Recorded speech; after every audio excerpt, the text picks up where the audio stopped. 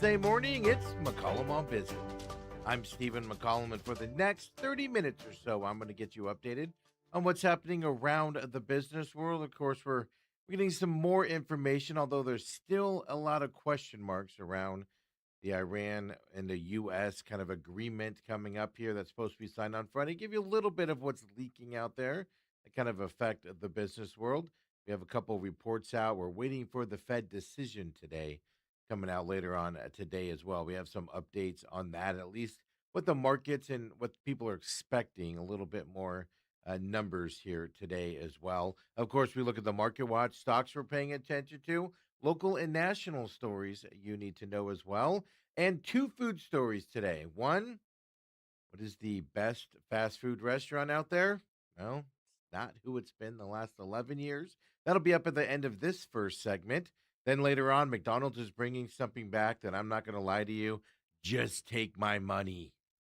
Tell you about that coming up here also at the end of the show. So stay with us. Let's get it started with that Market Watch.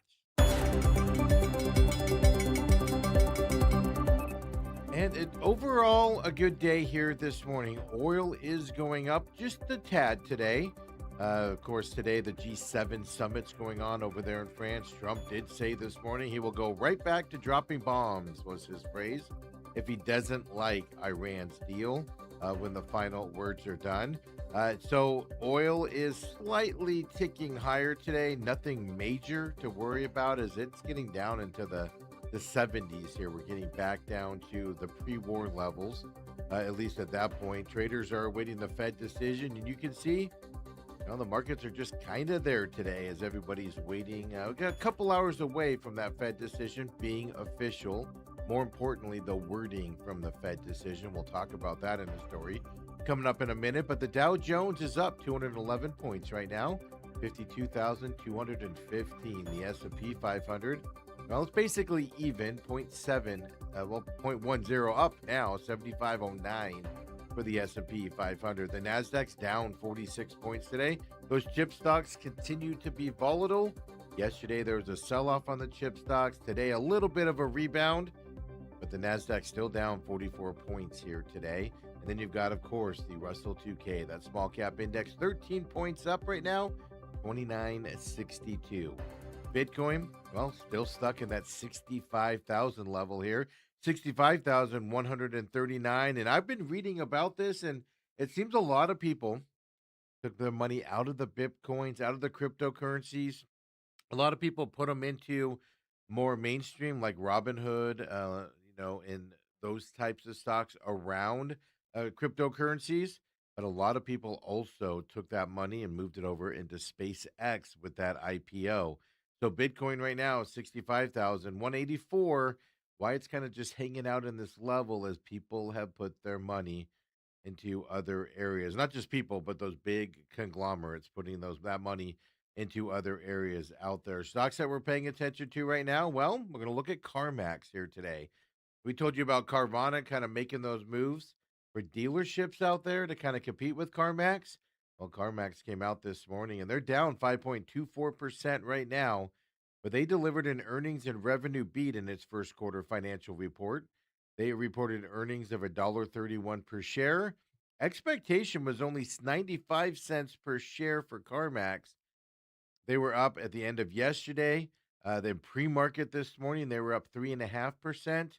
But the market's open and CarMax is down 5.43% here this morning, even though a huge revenue beat for CarMax as well. AST Space Mobile is the next one we're going to look at.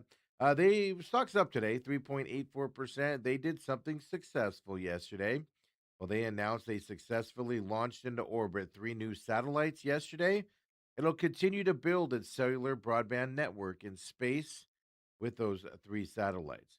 What's interesting about this is 3.88% up on that successful launch. Well, who launched it?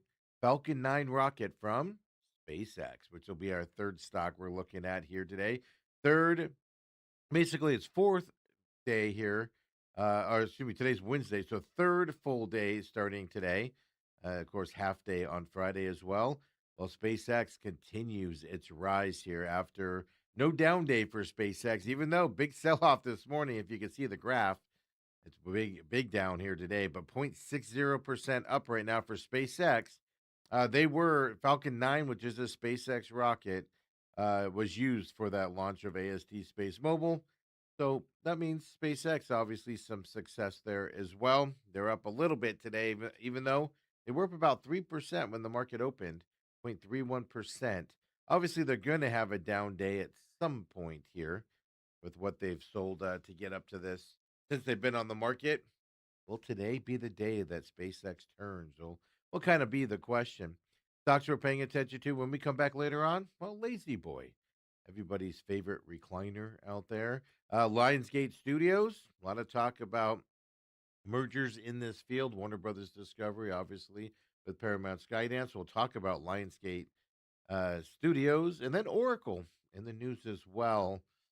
Some bad news, but I think it's being projected a little bit worse. So we'll look at Oracle and tell you what's going on with them coming up as well. But first, in this Iran to US deal, we'll go to the other side of the world here. And now here's the big question. A lot of uncertainty about what is exactly in this deal that's supposed to be signed coming up on Friday. But we do know some rumors out there, and how it affects business is what we're paying attention to. Reportedly, Iran will immediately take steps to reopen the Strait of Hormuz once this deal is signed to end the war on Friday. No restrictions on Iran selling its oil also to the world. So just let it go, fill your ships up, and send it out and sell it. Now, these are all according to leaked copies of the interim agreement that will, of course, be signed here coming up on Friday as well. Over in what's being signed in Switzerland. So now the other things on it that people are paying attention to, Iran will receive at least $300 billion to rebuild after the war. And it says the U.S. would work to end all American and United Nations sanctions imposed on Tehran as well. So now that's all going to be coming to them if a final agreement addressing their Iran nuclear program is reached. So that's where nothing will be given to them other than selling the oil if they do that. Now, why is this a business story on the 300 million side?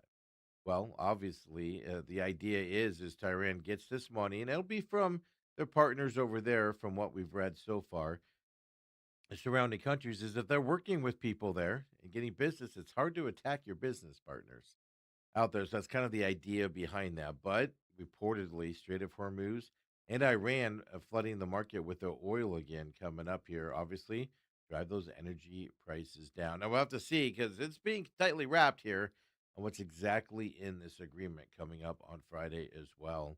Back here in the United States, we did get our retail reporting late yesterday, and shoppers, you are still spending in May. You've surpassed the expectations. Of course, temperatures are rising, people out of school, gasoline prices are coming down here over the last couple weeks. So much so, retail sales actually rose 0.9% as a total, up from a revised 0.4% gain back in April. We get this data, of course, from the Commerce Department. Sales got a boost from the generous government tax refunds in both April and May. Economists say that cash cushion, well, that's starting to go away. We've talked about that in the past. People got bigger rebates, which means they were putting it in the market. It's kind of what kept us afloat here for a couple months, but that buffer is it's not only just starting to fade, it's going away at this point as we are into June, which means people have spent all that money. If you want to exclude sales at gas stations, which is obviously very volatile and high right now, retail sales in May rose 0.7%. What categories rose? Clothing, accessory, and furniture stores all posted increases. Since April. Online sales rose 1.5% since April as well. Electronics and appliance stores, department stores, well, they all had slight declines in this retail reporting as well. The data released yesterday, well, it offers a snapshot of consumer spending. Now, keep in mind, this is the report that does not include things like travel, hotel stays. The only services category that's in this reporting is restaurants. And restaurants did actually have a 0.1% decline in May over April's numbers as well. So retail sales still reportedly strong. And obviously, that report came out yesterday.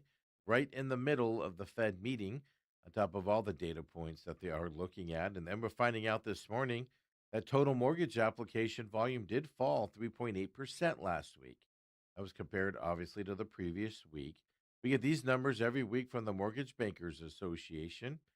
The average contract interest rate for a 30-year fixed mortgage, now this is with the conforming loan balances.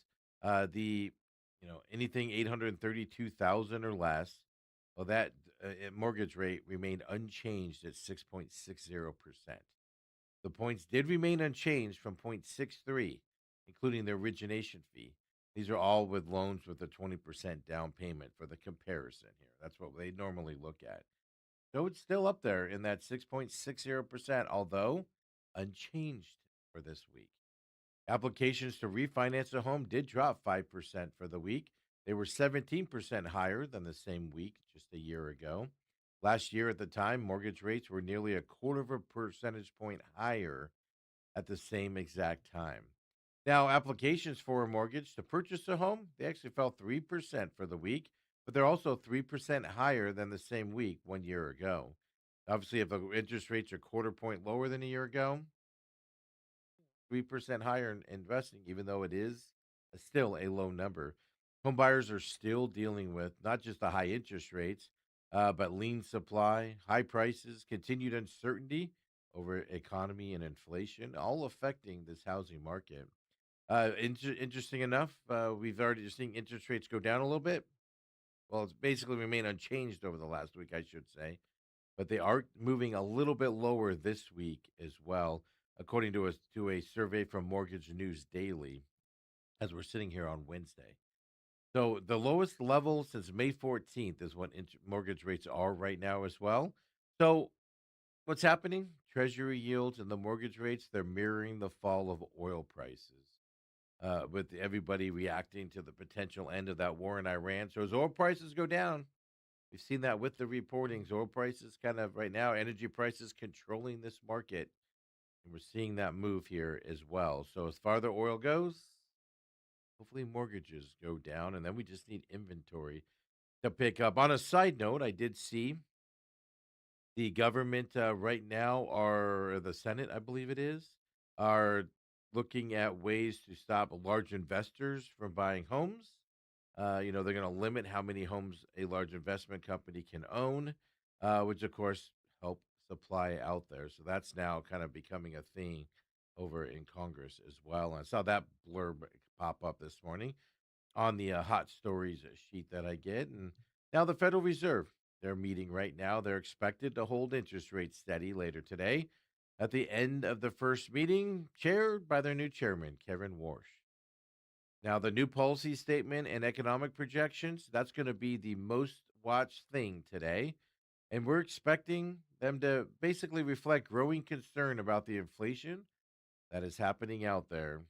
Even though oil prices have been sliding the last few days, and in the last week or so, they've been going down slightly, and then big downs this week.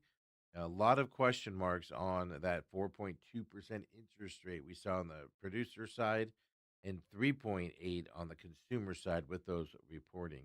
Now, with the data we just talked to you about on the US, on the spending, consumer spending, but there's strong U.S. hiring data as well. A relatively low 4.3% unemployment rate out there.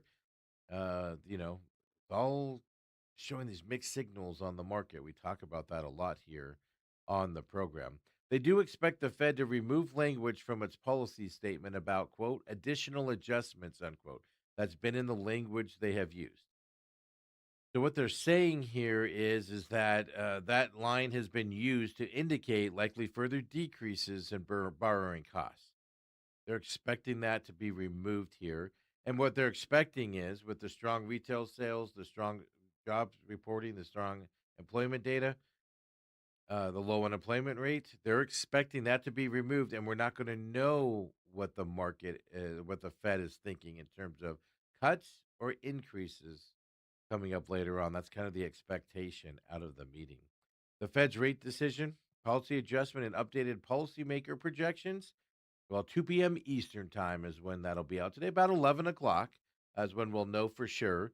Warsh, who, of course, this is his first meeting and as chairman, we'll find out what his language is when he talks. Of course, replacing federal chairman, the previous one, Jerome Powell, last month. He's going to hold his press conference half an hour after the reporting comes out, which means he's keeping for now the schedule adopted by Jerome Powell moving forward. So we'll see what it does with the market. I don't think we're going to get any surprises.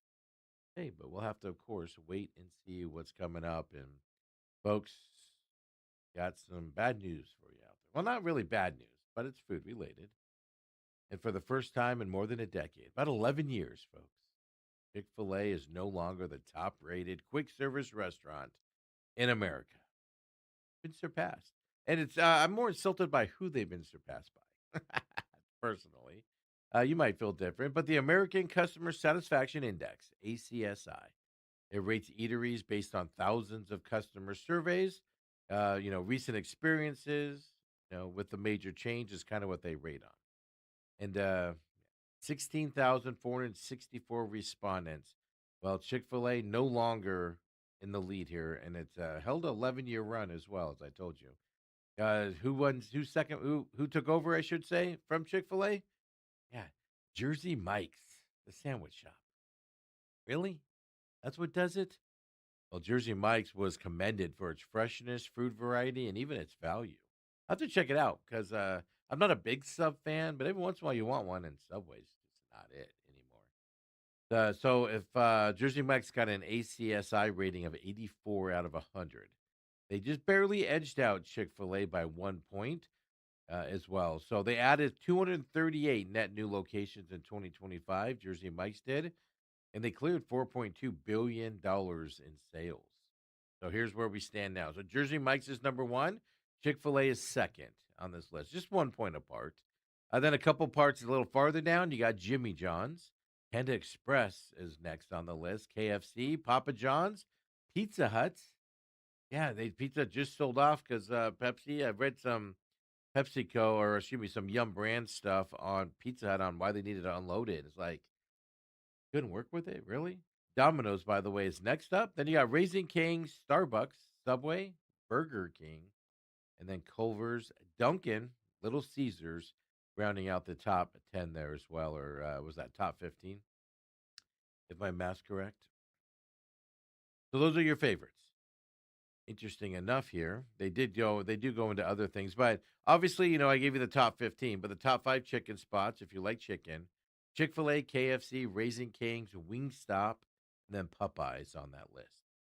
Top four sandwich spots, obviously, Jersey Mike's number one, Jimmy John's second, then Subway is third, Arby's is fourth, which is weird, right? Because Arby's, do they belong in that category? They're just, which one's not like the others? Top for Pizza Hut, pizza spots. We just listed them for you, but Papa John's, Pizza Hut, Domino's, Little Caesars coming in fourth. In terms of burgers, this is shocking to me. Burger King number one, Culver's two, Sonic third. You got Wendy's and Five Guys rounding out that list there. And notice what's not on there?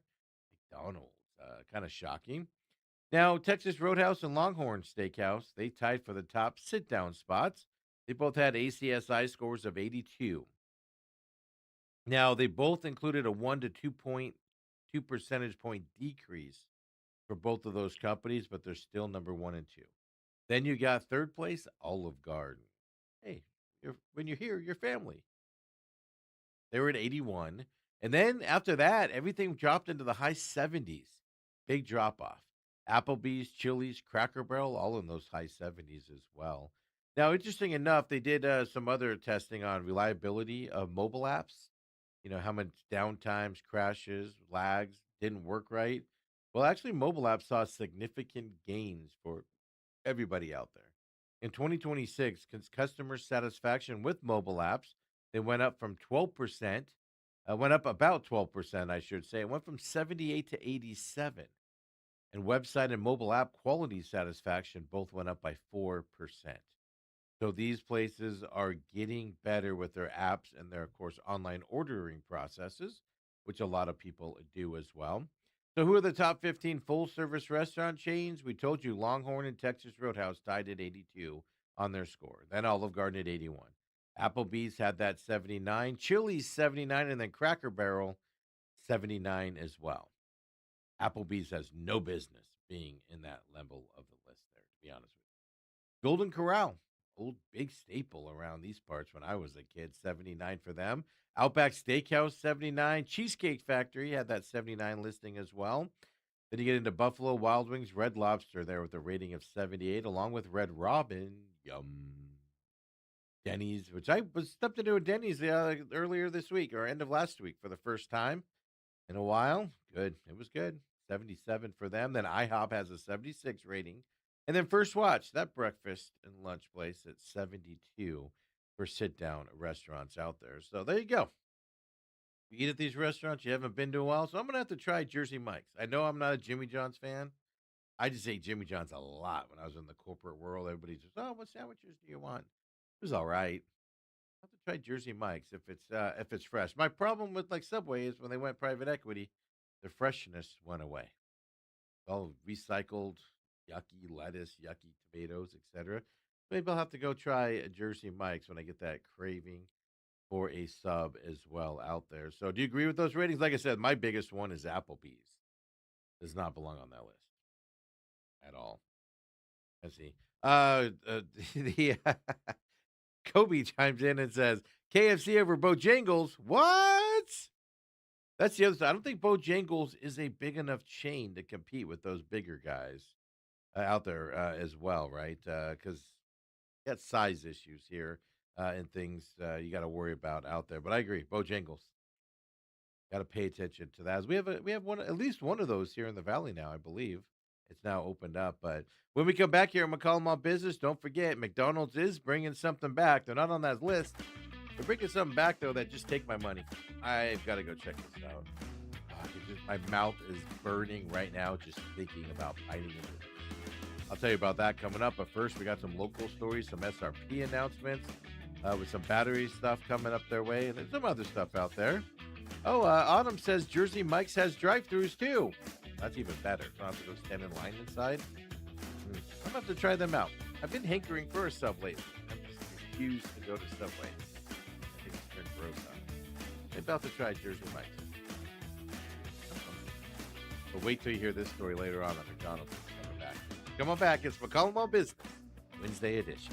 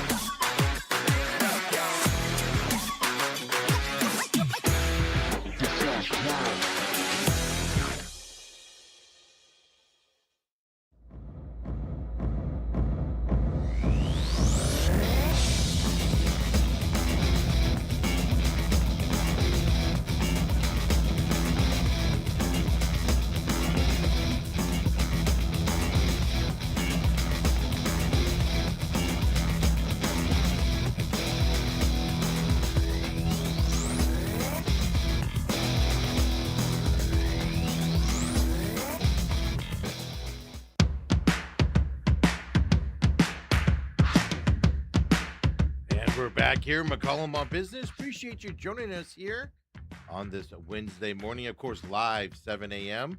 on the YouTube channel. TME Media AZ is where we're broadcasting live now at 7 a.m. Of course, you can follow us. Get on our chat there as well on the YouTube channel. Get involved with the show. We see them, we read them. Even if we don't see them on air, we always talk about them out there. Of course, as soon as we're done here, we go right into the main event from 8 to 10 o'clock as well. Me and 17-year NFL veteran Dale Hellestrade gets you updated on the sports world coming up today as well between 8 and 10 live here on YouTube. And then everything is on demand on both YouTube, TME Media AZ, as well as over on Rumble. For those of you that prefer the Rumble platform, rumble.com/user/slash TME Media is where you can find all of our programming on demand over there, including the Pit Stop, which has an episode coming out this week. We have the San Diego race coming up this weekend, the first of its kind there on the Navy base there in Coronado, outside of San Diego, in San Diego on the island there. A big exciting race this weekend. Of course, we look back to Pocono last weekend as well. Look for the Pit Stop on demand as well. Over there on Rumble and on YouTube. And of course, The Real Matrix, Fridays at noon is where you can catch new episodes of The Real Matrix. Also has its free podcasting system, and The Real Matrix is only over on Rumble right now. And then, of course, free podcasting systems, the only show that is only on Rumble. Everything else is on YouTube and Rumble out there. And, of course, free podcasting system. Just search The Real Matrix, Angry Patriot. And all of our shows, except for this one, does not have a podcast system as of yet there. But Main Event does. The Pit Stop does. Just search the show names, and it pops right up for you on your favorite podcast system as well. And don't forget, of course, everything on demand as soon as we're done here, and not live as well. So if you can't see us live, on demand, share us with your friends, like and subscribe to the pages. We'd appreciate it very much. This helps us get out into the zeitgeist of the internet world as we're building this up into a lot of different entities out there. We just want to be available for everybody on all the shows. We're expanding out on multiple different systems. Some more announcements coming up here as well on where you can listen to us or catch us as well. That hopefully just makes things easier for people to find us out there. And folks, with all that being said, let's get right back into the Market Watch. Everybody's just waiting for the Fed decision today. There's no other way to look at this. And Dow Jones up 249 points right now. The S&P 500's up to 16. The NASDAQ has turned positive for us today, up 67 points for the NASDAQ today. Chip stocks are back on the rebound today after having a sell-off yesterday again. NASDAQ's up that 65 points. The Russell 2K, the small cap index, up 18 points as we're looking at that today as well. Bitcoin, 65,132. It's kind of settled nicely here in the mid 65 range, mid 60,000 range this week after last week having a big sell off. And like I said, I was reading earlier, people have moved to Robinhood, into Coinbase, and those types of stocks that are more broadly based around cryptocurrencies. But a lot of institutional investors and a lot of retail people have taken their money out of the cryptocurrencies, moved them to SpaceX out there with that coming up. And of course, we talked about SpaceX earlier as well. And with that being said, stocks we're paying attention to right now. Well, let's go with everybody's favorite recliner company, Lazy Boy. They're up big today, 22.13%. They reported retail sales rose 11%. Their retail sales did in its fiscal fourth quarter compared to the year prior. Lazy Boy also delivered an earnings beat and revenues about in line with the estimates out there. So Lazy Boy, and we told you in the retail sales report, furniture sales are up last month as well. So Lazy Boy, now this is bigger than a month. This is their fiscal fourth quarter, so 3 months. But Lazy Boy having some good sales out there as well. And their stock's up 22.13% here today. And then let's go to the entertainment world and Lionsgate Studios. Yeah, the media company down 6.66% right now. Well, they're down because Netflix came out and denied the reports that it was interested in acquiring Lionsgate.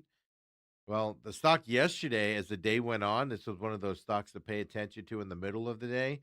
The stock rose about 14% yesterday among those potential merger reports. And then Netflix came out and dashed it.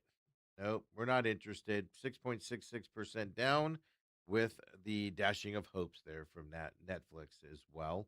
Then Oracle's in the news as well today. Obviously, Oracle software company, hardware company. Well, they said details in a Business Insider report. Well, let me put it this way: the Business Insider report, Business Insider came out with a report. Let me rephrase this so it makes sense to everybody. They said Microsoft ended negotiations over a $3 billion deal to lease the company's cloud infrastructure over concerns. That's what the Business Insider report said. Oracle came out and said those details in that report are inaccurate because it basically implied Microsoft wants nothing to do with Oracle. Well, Oracle did come out and they maintain that Microsoft is still a partner with Oracle and also still a customer of Oracle as well. And those that reporting had a lot of inaccuracies in it. Well, Oracle today is up 0.14% based off of that news here as well. They were down in pre-market. They were down late yesterday, down in pre-market today. They are 0.03% up right now, but they are denying those reporting and saying Microsoft is still involved with them in multiple capacities as well. So Oracle fighting some, both interesting. Our last two stocks, Lion Gates and Oracle, fighting some rumors and headwinds out there, trying to get around that negative reporting on both of those companies. If you consider Netflix not buying them, a negative reporting out there. And folks, let's get into a couple local stocks before we get into the story. I can't wait to tell you about. Mm-mm-mm. I can I can feel the hot lava going down my throat right now. That sounds weird. Tell River Project has announced it will be building a new battery storage site coming up in eastern Arizona. The SRP says it will have new tech capable of lasting for twice as long as traditional utility batteries. And it's all because the new batteries will use carbon dioxide in them now. The CO2 is stored as a liquid, but when the energy is needed, it's heated into a gas and then it drives the turbines in these batteries. So these batteries will be able to power more than 4,200 homes for over 10 hours. Traditional lithium ion batteries tend to cap out at about 4 hours. And so more than doubling that time frame. The time constraint is often cited as one of the major limitations for renewable energy sources like solar, because obviously solar can't provide energy overnight when the sun's not up. So everything gets stored into the batteries during the day. You deplete those batteries during the night. And if you're only getting 4 hours of use, obviously it's not enough time with the nighttime. So 10 hours gives you more time there as well. Now, this project does come through a partnership with Google, SRP says. The plant is expected to be operational in 2029 as they just announced they're getting ready to build it, but new technology coming to those batteries as well. And we know SRP is doing a ton of battery implications for storing that and using those energies specifically for data centers, but other uses as well out there. And now let's go to the Arizona Court of Appeals. Speaking of solar, well, it's a unanimous ruling from them as well, the Arizona Court of Appeals. They overturned a controversial fee that APS, Arizona Public Service customers, have that have solar panels on their homes. So when the Arizona Corporation Commission approved the APS rate hike back in 2024, it also allowed the utility to charge solar customers an extra $2 to $3 per month to cover what APS had said extra costs to incur to provide power to those residents if their panels fail or don't generate enough electricity. Well, a three-judge Arizona Court of Appeals panel found that regulators didn't give opponents the opportunity to argue against that fee. APS never provided evidence that solar customers are responsible for increased costs. And the appeals court also concluded that APS never technically asked for the rate increase in the first place. They have to announce it. There has to be public discussions. That's the third thing there as well.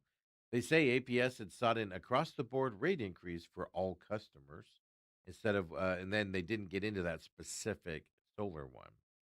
Here's the quote. The public notice said nothing, in other words, about a rate increase that would apply to only to solar residential customers. That's what the court said in their ruling. The Arizona Corporation Commission approved it anyway after an administrative law judge overseeing the rate case did back the fee at the time, relying on testimony from APS officials who testified that the utility faces extra costs to provide backup power to solar customers. Of course, that violates the due process rights of solar advocacy groups and customers opposed to the change. Well, why? Well, they weren't informed the new solar fee was on the table, and so nobody was given a fair opportunity to state their case. Appeals court agreed with that lawsuit on it. Fee is gone now. And just another example, if you need one, on how the Corporation Commission with APS and Tucson Electric, they're just being skitsy with their 14% rate increases for data. Data centers aren't causing this. Folks, this is another example of, I'll just say it, they're lying to us out there. They're doing shady things to get more money out of your pockets while they make millions of dollars in generating electricity out there. And it's just another example of the unscrupulous nature of these power companies and the Arizona Corporation Commission around these energy companies as well out there. Now, folks, stop what you're doing. If you're driving, I apologize. Pull over if you need to. Pay attention to what we're about to talk about because I'm excited for this. All due to America's 250th birthday, McDonald's is finally doing something I can get behind. Yeah, apple pies are coming back. The fried apple pies are coming back, folks. Oh, remember how hot that was? You bite into that apple concoction in the middle would just burn your mouth. Oh, you'd feel it just going down your whole in the insides. Oh, it's amazing. Can't wait. McDonald's said yesterday it's bringing back fried apple pies. Now the fried one, not the baked ones they went to. For the first time in more than 3 decades, they're back. They'll be available in most U.S. restaurants for a limited time starting June 23rd. Get in line for that. McDonald's is, of course, one of several fast food companies offering 250-year American, anniversary treats. Burger King recently debuted the Firecracker Cookie Pie. It has a sugar cookie crust and red, white, and blue star-shaped sprinkled. Sonics, well, they have a red, white, and blue slush float for $2.50. Hardee's, well, they have an ice star spangled biscuit and red and blue sprinkles for it. So now, here's some info that you needed to know this morning on McDonald's fried apple pies. Ready for these numbers? Robert says they're drawing me back to Mickey D's. No, seriously. Me and Ethan stopped at McDonald's early or end of last week, I think it was. For the first, I hadn't been to McDonald's for breakfast in a month or so. We decided it was like a month and a half or so because of the app. Same old McDonald's, same not very good McDonald's. I agree with you, Robert. They're drawing me back with this. I'm just gonna pull up and be like, apple pie, please. So here's some numbers you need to know. You're gonna look smart at the office today, folks. McDonald's introduced both its fried apple pie and the Big Mac hamburger back in 1968. McDonald's franchisees in Tennessee developed the rectangle-shaped pie. It was served in a cardboard sleeve back then as well. 1968 was a momentous year that included the assassinations of Martin Luther King and Robert F. Kennedy. Yeah, and protests against the Vietnam War, the federal law prohibiting housing discrimination, and apple pie and Big Mac from McDonald's, all in 1968. What a year. What a year it was. In 1992, McDonald's replaced the fried apple pie with the baked version in most U.S., all because of growing consumer awareness of fat and cholesterol consumption. That's all right. I'll risk my coronary and heart attack. Just give me the fried one. The U.S. Department of Agriculture first published its food guide pyramid that same year. Fried apple pie remained on McDonald's menu. In Hawaii, it's still sold in some other countries out there, even though they moved to the baked one as well. By the way, United Kingdom, Mexico, Greece, Australia, and China still have the fried apple pies to this day. The calories in a McDonald's baked apple pie is 230. This is what's interesting. That's 10 more calories than the fried version has. Yeah. Yeah. There's no health benefit to going to the baked one. Yeah. I don't get it. I don't get why we have to change it. Give us it back, which we're getting. Limited time, they say. So there's a Facebook group out there called Bring Back the Original McDonald's Fried Apple Pie. 130 members are of that Facebook group. Well, they're about to have 131 when I get done with this show today. Just kidding. I'm not going to. By the way, there are 1,100 members lobbying McDonald's to bring back the McRib Facebook group. 928 members of the McDonald's bring back the Szechuan sauce Facebook group as well. So the apple pie group, lacking in its stature. Number of American grown apples that McDonald's says it serves every year at its U.S. stores 170 million apples. Yes. Here's the best part. If you're in Illinois this summer, Juliet, Joliet, Illinois, outside of Chicago, they're putting up a giant fried apple pie. McDonald's is installing this on Route 66 there in Joliet. It's going to be 35 feet high, folks. It's going to be right there by McDonald's Chicago headquarters. Yes, that's 35 feet is about a three-story house size. Yeah, giant palm trees out there. The giant apple pie will stay in place until July 4th, the company said. So if you're out there the next few weeks, check it out as well. And Autumn says, and she's right on this, calories don't count when it's America's 250th. Absolutely. We have to wait till June 23rd, so what, another week or so? And I swear, if I start seeing signs that say we have run out of apple pies, you might see me on the news. I'm just stopping and getting them, folks, and they better be scorching hot when I get them too. None of this, none of this nonsense of it being cool. No, no, no, no. It needs to burn like it used to. Hey, folks, got y'all excited for that. Let's go. McDonald's also hit up Chick-fil-A. I'm gonna hit up Jersey Mike's later. Let's see if we can try that out as well. But folks, appreciate you joining me here on this Wednesday edition. The main event coming up next, of course, live here on YouTube as well. Come and join us.